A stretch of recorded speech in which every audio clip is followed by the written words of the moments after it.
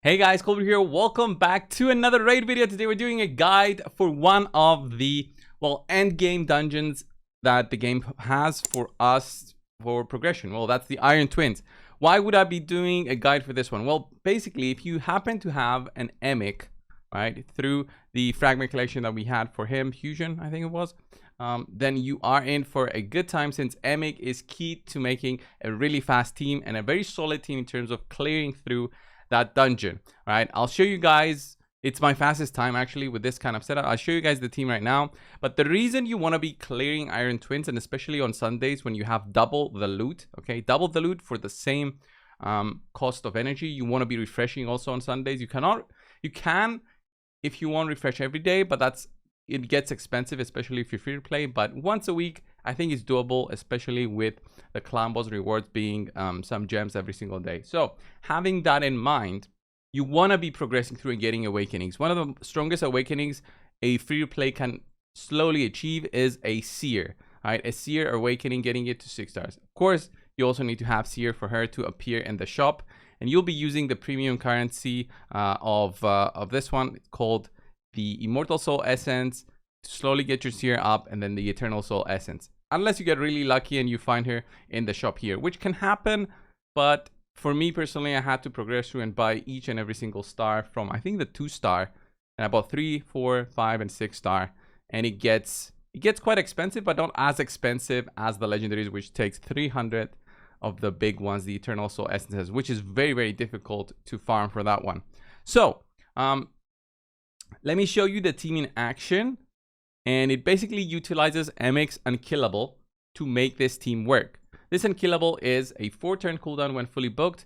You can even take it unbooked, honestly, but it's not that bad to book it out. And you will be using Emic, I would say, for this one for a long, long time, since it works very well with the taunt. The taunt and the shield helps Emic survive a lot for this specific build that I've done. And he also can reduce the cooldowns of your whole team. So then you're using Painkeepers to also reduce the cooldowns of your remaining team. And champions like Geomancer become key in getting this to a very quick run. You can, if you want to, not use Geomancer if you don't have it. Or you can use other damage dealers like a Husk, a Royal Guard. Any enemy max HP champion will work here. I'll give you guys the speeds to follow. The speeds can be from a varied range. It doesn't have to be something very specific, but let's go in and have a look at the run and how it looks like with Geomancer in the team. And then yeah, Geomancer even got resisted there, but it's fine. Here I could have had even Geomancer. Ideally I should have had Geomancer be faster so he gets his cooldowns reduced. Wow, resisted twice in a row. Am I even using the right Geomancer? What is happening there? Twice in a row. He resisted the HP burns. I think I should be using the right Geomancer, right? Yeah, 580 accuracy, and I'm getting resisted. All right, it was just very unlucky. A very unlucky twice in a row resist there with 580. That's quite insane. Quite insane. So here even Armiger there brings in some damage with 180,000 crit. Of course, if you have enemy max HP nukers like a Cold Heart even, you'll be doing bigger numbers. And you'll have those cooldowns reduced by 3 champions that reduce cooldowns. So look at this. We get attacked, but we remain unkillable. The only time we won't be unkillable is when the boss drops to about here, the 40% mark. He'll be able to go through unkillable. But because of taunt, he'll always be attacking Emic. And Emic is quite tanky at the moment. He does have some debuffs on him, which makes him more vulnerable to damage, but he is quite tanky. So it does help us to have him with a regen set so he can slowly regenerate, get to full, so he doesn't get one shot and bypass through his unkillable buff. I would say that if this fight goes for a long time, so if you're trying to use double Armiger, you might have a bad time here in terms of surviving because of these debuffs that slowly stack up that the boss applies. Those debuffs basically make the boss stronger and make you take more damage, I believe. So you don't want that happening. Like, look at all that damage we receive, but we'll slowly recover here and even apply there a small shield, and look at that, 126 with Armiger there to clear it out. This is not my fastest time, but I was using Armiger just to showcase on how this works, right? I always love to use that guy. So let's do my refresh for the day, and I'll give you guys like an even faster team that I use. And where is my Newt? Right, my Newt is built with 257. We have Emic at 258. Basically, you want Newt to be a little bit slower than Emic if you can. If not, then you can use something else. Or you can try with Emic a little bit faster, but not too fast, not crazy fast. You need him to be at least 250 plus speed. So let's go see an example of this run.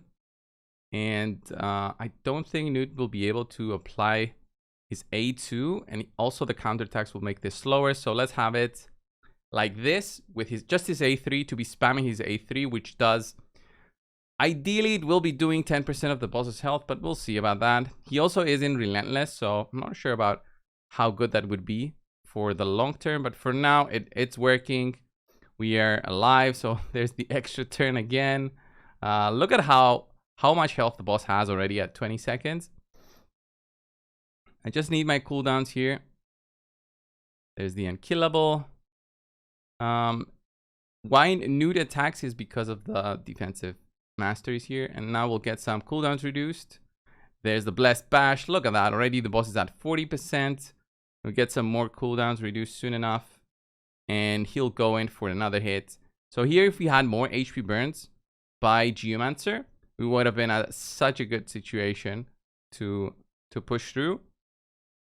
So those extra turns from Newt are actually just annoying. So look at that, 58 seconds. I think my fastest time was actually with the Cold Heart here, trying it out with a Cold Heart. So there's the HP burn, and the HP burn basically kills the boss, and there's the 1 minute clear that I was looking for, right?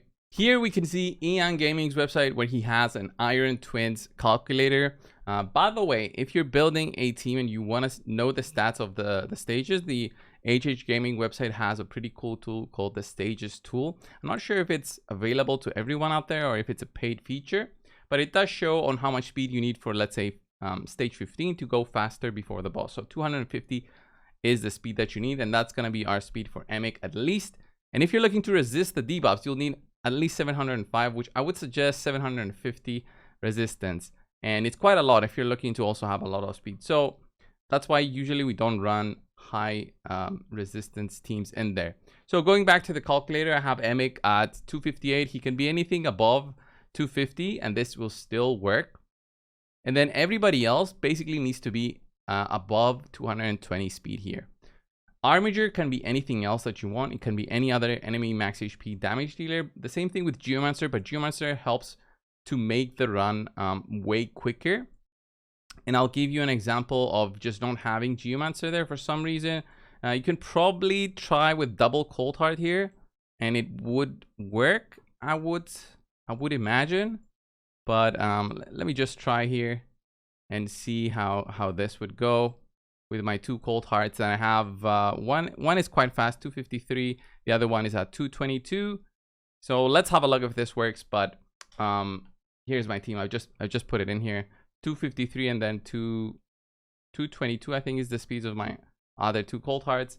So the calculator here just shows that you remain unkillable throughout with these speeds, and I suggest to follow these speeds if you're looking to have a consistent run. You can play around and drop it even lower to 215. I tried it out, but it doesn't really work always. I think some places you might be killable, like turn 20 or something. So if you take too long to kill the boss, you might be in trouble. So take it a little bit higher. At least Emic has to be faster than the boss. Then everything else should be okay. So let's go in and have a look with the Cold Hearts if you can still clear it. So without requiring Geomancer, who is unfortunately a really tough pick to have. Sometimes you have them, you have 5 on your account. Sometimes you'll have basically 0. So here the Cold Hearts are just doing their thing, hopefully get their cooldowns reduced enough for them to be spamming their A3s, which is the Heart Seekers. Look at that, 400k, going pretty well so far. So you don't care about resist and stuff, but the cooldowns are long. They have like a 4-turn cooldown for the big AoE. for the big damage. Sorry, not AoE, single target. Confuse it with Husk and with Royal Guard, who also have a 4-turn cooldown. But look at that, 48 seconds. I wonder if we can do it faster. Maybe if I had more refresh on them, so I could get like a refresh proc on my Cold Hearts. This could have been faster. But look at that, we're getting the AoEs down. Got 50 stacks on us. There's a Heartseeker, and we should have another Heartseeker pretty soon now. There's the other one. Take the kill pretty much the same time. And I wasn't using a Newt here. So any damage dealers are going to work here. It's basically the Painkeepers and Emic doing a lot of the work. And if you remember, guys, in the past, we had a very similar team showcased with... you could use any block damage champion. You could use... Rush Card if you had him. Let me find Rush Card. If you could use Rush Card the tower if you had him. He does a block damage comp, 4-turn cooldown, very similar, but because he doesn't have the cooldown reduction, it would make it so that you would need 3 Painkeepers to do the job. And I think the same thing worked with a Helicath, but Helicath is a little bit weird because of all the buffs that he applies to the team. It makes it very difficult to make a setup that works for Iron Twins because of the defense up that stays around, and it kind of breaks the team. So let's have a look at Emic. Everybody else is very situational on how you want to use the builds. You don't really care about their gear as long as you get the speeds. So you've seen how much I've said I have the speeds, but you can use 230, 232, 236 I think I have on the other Painkeeper. You don't really need masteries on anybody to make this work. It just gives them more damage if you want to, like War Masters and stuff. So here are my Cold Hearts that I used as an example. Here's my Armiger that I used as an example. So 211 crit damage. So not a lot. I didn't want to use good gear. And then Emic, who is the MVP here, right? If you want to use Geomancer, by the way, you'll need a ton of accuracy, and you saw how many resist I was getting. So let's have a look at Emic pretty quickly. I even used this blessing on him, the faultless defense, to receive less damage. I didn't want to use Brimstone because on 2 stars I would still need accuracy, and I didn't want to build him with accuracy. So I have him built with about 74,000 health. That's with the blessing. It gives me 5,000 health and 3.3 thousand defense. You can of course go for higher, but you receive a defense down debuff from the boss, I believe, which makes your defense basically useless. So health really goes a long way, alongside the regen set and speed set to help us get to above 250 speed. That's what you need basically. I didn't have any masteries on him, but again, if you want to be using War Master, you can do a little bit extra damage with that one. But it's some investment there as well for taking down the boss. So as you saw there, you can even use Armiger. Probably double Armiger doesn't work. I've tried it and I noticed that it doesn't work. Maybe if I make them faster, a little bit faster, it's gonna work, but it's very weird in terms of the damage that they're doing. If I had a way to apply a defense down so they could do more damage and be more consistent, I would have had a more solid run. But it is still a pretty solid team, very easy to build once you have the champions available. Emic makes it so. If you don't have Emic, you can try with other champions, as I've mentioned. If you have Tower and then use another Painkeeper here with kind of the same speeds and then only 1 damage dealer. That is the other team that you guys can use. That is the team for today for Iron Twins, clearing Iron Twins. Thank you all for watching. Subscribe if you haven't already, and I will see you in the next one, guys. See ya.